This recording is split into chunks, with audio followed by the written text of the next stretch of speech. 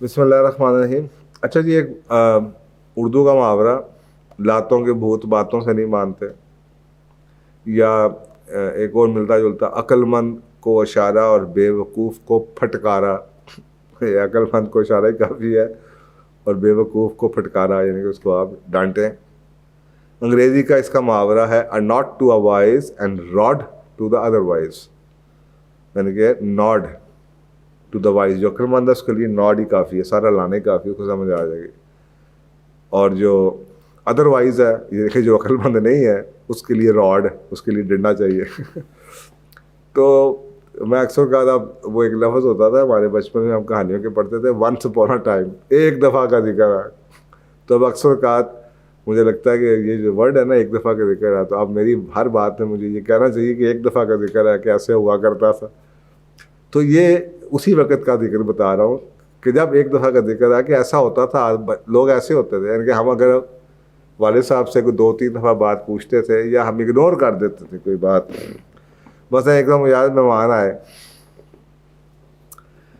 تو ہمارے ہوتے تھے کام، اب کہ جی دائیں بائیں دیکھو، امی کو لگ رہا ہے کہ امی اگر مصروف ہیں تو امی کو یہ آواز نہیں دینی چاہیے کہ بیٹا بازار سے کچھ لے آؤ. مہمان آ گئے ہیں تو بچے جو گھر میں ہیں ان کو خود جا کے امی سے پوچھنا چاہیے، امی کچھ چاہیے تو نہیں، اچانک مہمان آ گئے ہیں، امی مہمان آ گئے ہیں تو کوئی صفائی تو نہیں کرنی. تو یہ ہمیں تربیت بتائی جاتی تھی کہ بھائی ہر بات انسانوں کو بات بتائی نہیں جاتی، جانوروں کو بتائی جاتی. انسانوں کو اللہ نے عقل دی ہے، شعور دیا ہے، وہ خود سمجھ جاتے ہیں. تو وہ ایک دوسرے کے اشارے سمجھتے ہوتے تھے، یعنی کہ ہمیں پتا تھا ہماری ذمہ داری کیا ہے. خود ہی اٹھے کام کر دیا، خود ہی اٹھے پوچھ لیا، خود ہی دروازہ بند کر دیا، خود ہی لائٹیں آن کر دیں. میاں بیوی میں اکثر اوقات بات کہنے کی ضرورت، آپ کو پتا اس زمانے میں میاں بیوی آج کل کی بچیاں جو سی ہیں، بچے ہنسیں گے اس بات کو، بلکہ مجھے تو یاد پڑتا ہے ایک بار کسی پروگرام میں نے ذکر کیا تو ایک خاتون نے پیچھے سے بات لگی، سو ان رومانٹک، نان رومانٹک، یہ بات جو میں کرنے لگا ہوں. ان کو اب ان کو یعنی کہ میں وہ سمجھانا چاہ رہا تھا ان کو کہ یار کسی زمانے میں ہمارے دادا دادی ہیں جو ہم سے تھے، وہ میاں کا نام نہیں لیتے تھے، تو وہ کہتے تھے منع کے ابا، اسلم کے ابا، بچے کے نام کے ساتھ ابا لگاتے تھے، یعنی کہ ابول. وہ جتنا وہ ایک طرح سے کلچر عرب کا بھی تھا، تو وہ اس کے ابا کا نام، بچے کا نام لگا کے اس کے ابا اس کو بلایا کرتے تھے. تو پھر ہماری جو والدین تھے دوسری نسل، اس میں ہم نے کوئی نہ کوئی ملک صاحب، چودھری صاحب اس طرح بلایا جاتا تھا. اور آج کل بچے ایک دوسرے کو نام سے پکار رہے ہوتے ہیں. تو اس زمانے میں بیویاں ایک دوسرے کی بات سمجھتی تھیں، آدمی ایک دوسرے کی بات سمجھتے تھے، بغیر کہے کام کر دیا جاتے تھے.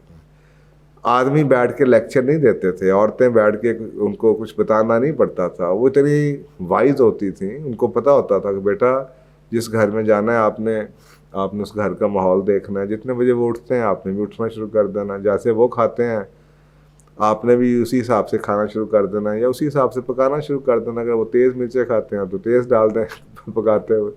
اب یہ باتیں آپ لوگوں کو آج عجیب لگے گی، لیکن جب جس دفعہ کا میں ذکر کر رہا ہوں اس زمانے میں یہ نام تھا. یہ عقل مندی کا تقاضا یہ تھا، وزڈم اس کو کہتے تھے کہ جناب آپ عقل مند ہیں تو آپ کو اشارہ ہی کافی ہے، آپ کو سمجھ آ جائے گی خود ہی کہ کیا ہو رہا ہے. میں یعنی کہ وہ بیوی جو ہوتی تھی نا، وہ خاوند سے یہ نہیں پوچھتی تھی آپ کو یہ کھانا اچھا لگا، میں کل کیا پکاؤں. وہ دیکھتی تھی خاوند کس ٹائم کھاتا ہے، کتنا کھاتا ہے، کون سا سالن زیادہ کھاتا ہے، چاول کم کھاتا ہے، روٹی کتنی کھاتا ہے. اچار اس نے اگر ایک دفعہ مانگ لیا ہے تو آگے سے وہ میک شیور کرتی تھی کہ ہر کھانے میں ٹیبل کے اوپر اچار پڑا ہو. یہ جن کو آج ہم اللہ معاف کرے ہم کہنے کو بھی دل نہیں کرتا، آج کل کی ایجوکیشن سسٹم کے مطابق جن کو ہم ان ایجوکیٹڈ خواتین کہتے تھے، بیچاریاں 5 جماعتیں 2 جماعتیں جو کر لیتی تھی وہ تو چودھری ہوتی تھی اپنے گاؤں کی. تو یہ تو جنرل ایجوکیشن کا لیول تھا. اور آج کل تو لڑکیاں شادیاں ہو رہی ہیں تو جناب کم از کم انہوں نے ماسٹرز ایم بی اے تو کیے ہوتے ہیں، لیکن اس کے باوجود عقل میں ہم کدھر چلے گئے ہیں. وہ 5 جماعت پڑھنے والے کتنے عقل مند تھے اور آج ہماری حالت کیا ہے یہ آپ کی آنکھوں کے سامنے ہے. اسی طریقے سے وی بیکیم ایکسیلنٹ ورکرس. ہمیں پتا تھا کہ بھائی جاؤ دفتر میں پہلے دن جلدی جاؤ, دیکھو باس کیسے کپڑے پہنتا ہے, باس کتنے بجے آتا ہے, اس سے پہلے پہنچنا شروع کرو. اور آپ کو پتہ ہونا چاہیے باس کتنے بجے چائے مانگتا ہے, کتنے بجے چائے پیتا ہے. آپ بھی کوشش کرو اس کے ساتھ جناب ٹائم کو ملانے کی. یہ بیسک آبزرویشن ہوتی تھی, یہ ہمیں بتائی جاتی تھی.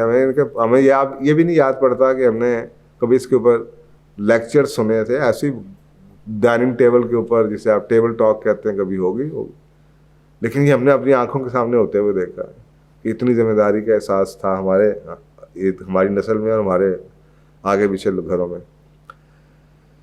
تو اس سے ہمیں بہت فائدہ ہوا.